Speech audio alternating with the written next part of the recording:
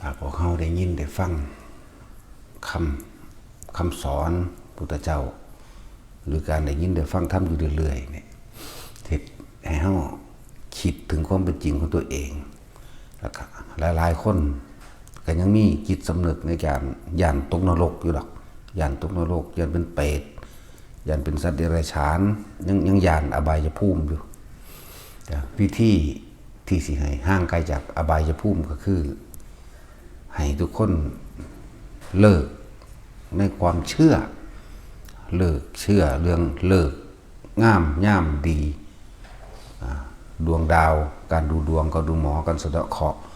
การบวงสรวงบูชายันขอร้องอ้อนวอนจากเทพเจ้าเทพฤทธิ์หรือพวกนาคขุดคนท่านกุมพันอย่างนี้ก็แล้วแต่เลิกเชื่อเกี่ยวกับโชคชะตาอย่างต่าง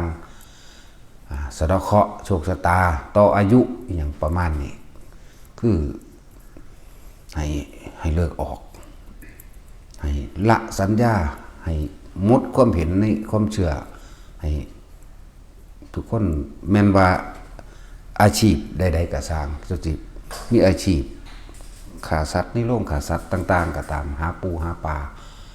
หาของทะเลหรือหาอย่างกระช่างมักเกี่ยวกับว่าเป็นการผิดศีลอย่างกับแต่ว่ามีอยู่สิ่งหนึ่งที่เฮ็ดให้เฮาบ่ให้มันไปของค่ากับความดลบันดาลเลิกคำว่าเทวนิยมคำว่ารูปปั้นศักดิ์สิทธิ์รูปปั้นศักดิ์สิทธิ์สิดลบันดาลมื้อนี้บ่ให้มีความเชื่อเหล่านั้นนะเลิกความเห็นออกให้เบิด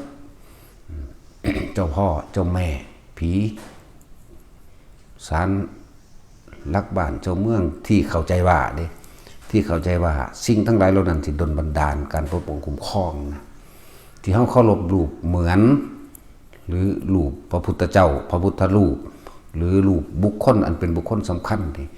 เฮาเคารพกราบไหว้เป็นการระลึกนึกถึงคุณของเพิ่นเด้บ่แม่นว่าเฮาเคารพกราบไหว้เพราะว่าอยากให้เพิ่นดลบันดาลเด้ดลบันดาลโชคลาภวาสนาดลบันดาลให้ร่ำให้รวยให้สอบได้ติดเป็นเจ้าเป็นนายหรือให้ชนะคดีหรือให้อย่างต่างๆที่ว่านำมาซึ่งเฮ็ดในตัวเอง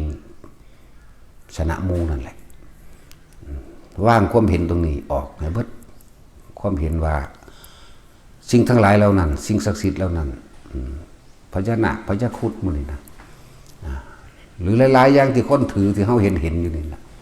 แม้เลิกงามยามดีวันเดือนปีเกิดหมู่นี้เฮาสิบ่มีความเชื่อกับมันเลยว่าสิเป็นไปตามเลิกงามยามดีวันเดือนปีเกิดสิบ่มีความคิดเข้าไปของค่าสิบ่มีความคิดเข้าไปหวังว่าเทพต่างๆที่เฮาเข้าใจว่าที่ดลบันดาลนี่ถ้าผู้ใดละความเห็นตรงนี้ออกได้ล่างออกเบิดเลยนี่ดีมากเลยแต่ว่าในการที่เฮาเคารพกราบไหว้พระพุทธรูปนี่เป็นรูปเหมือนของบุคคลสำคัญที่นำวิชานำความรู้เป็นความกตัญญูในการแสดงออกเชิงสัญลักษณ์อย่างหนึ่งหรือการสวดมนต์มื้อนี้เฮาบ่ได้สวดเพื่อสิขอร้องอ้อนวอนเพื่อให้เกิดความสำเร็จโดยดลบันดาลที่เฮาสวดทั้งสาธยายคำสอนสัจฉายะนี่คือสาธยายคำสอนเพื่อให้คล่องปากขึ้นใจแล้วก็แท่งตลอดโดยความเห็นคือเข้าใจความหมายของคำที่เพิ่นสอนออกมาแต่ว่ามันเป็นภาษาอื่นมันเป็นภาษาบาลีมันเป็นภาษาต่างประเทศถ้าเฮาเข้าใจในสิ่งที่เพิ่นสอนแสดงออกมามันเป็นภาษานั้น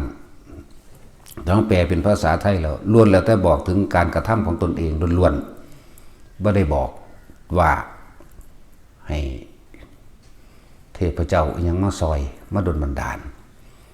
นั่นแหละจังว่าถ้าเฮาเข้าใจความหมายของบทสวดบทที่พวกเฮาสวดท่องบนสาธยายกันอยู่เส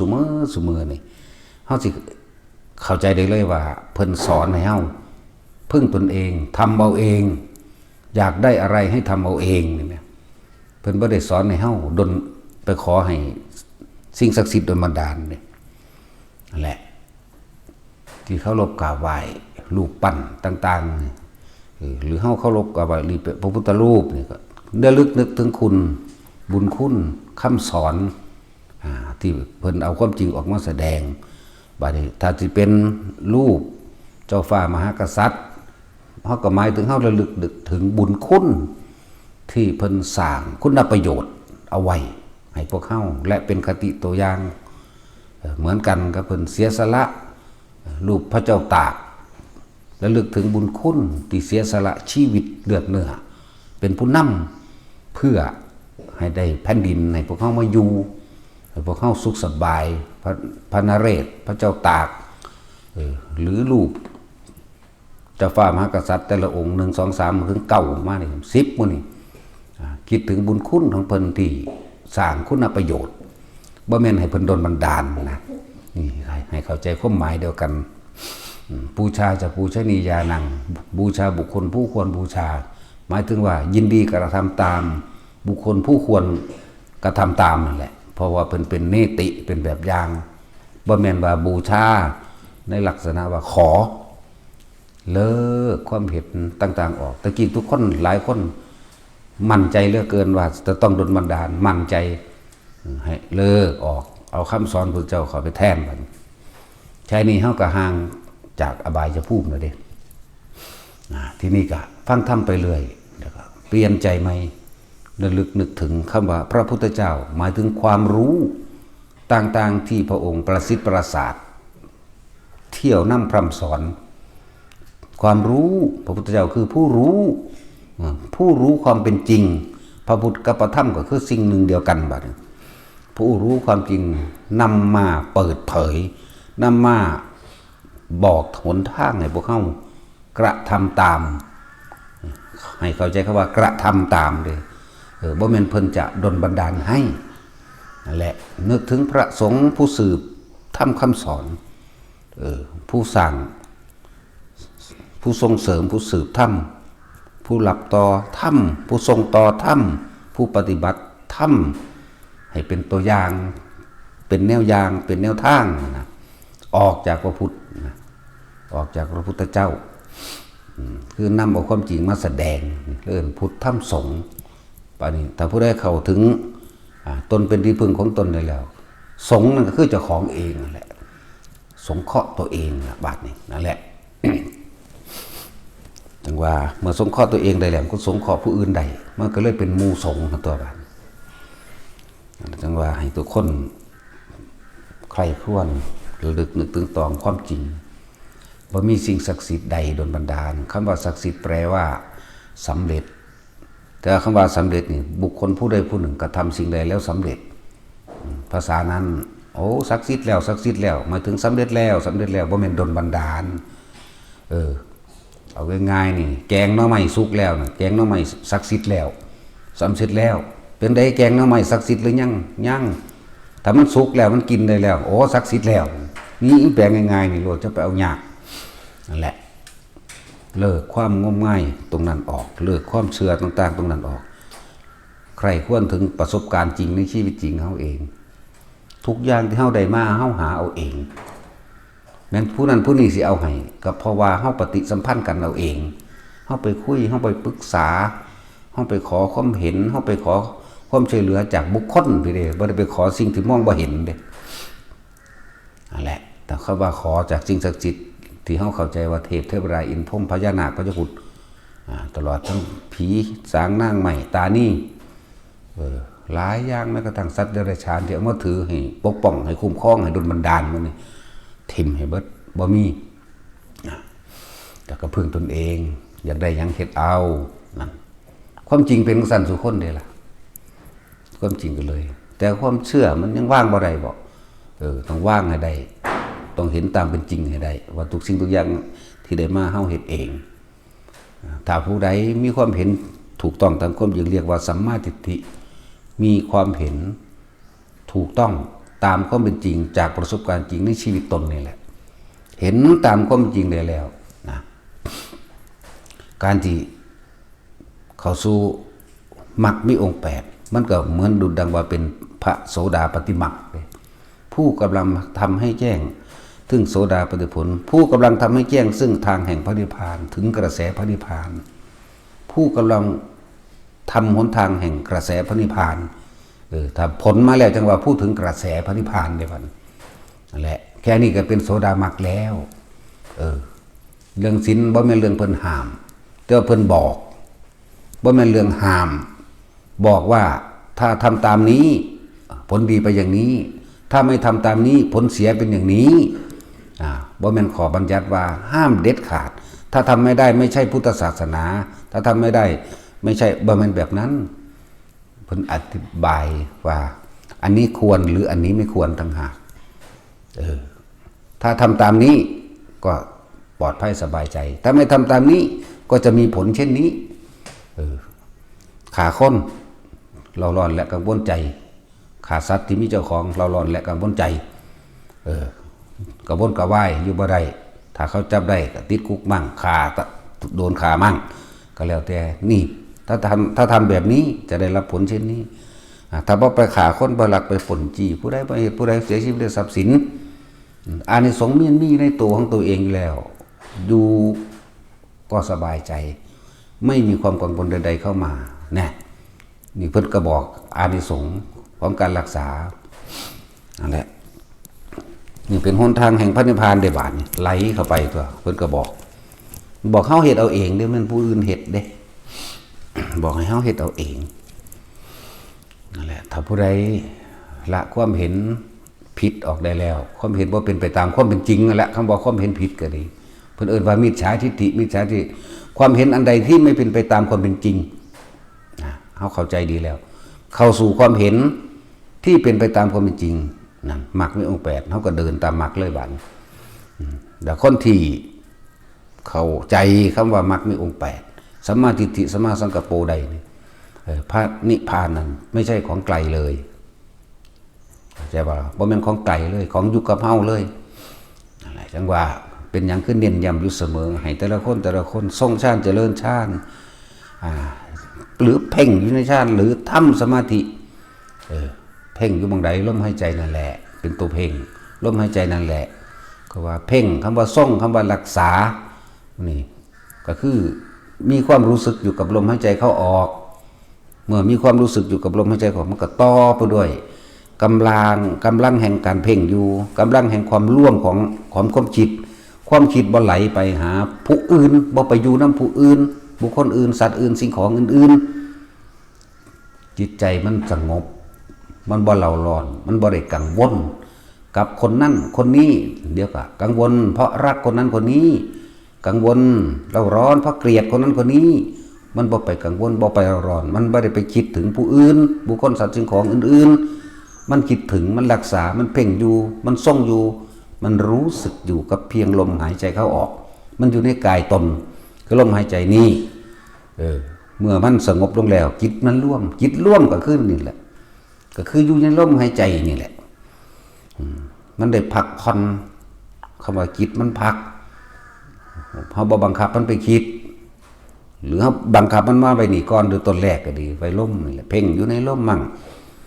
แล้วก็เริ่มก็เป็นสมาธิจิตตั้งมั่น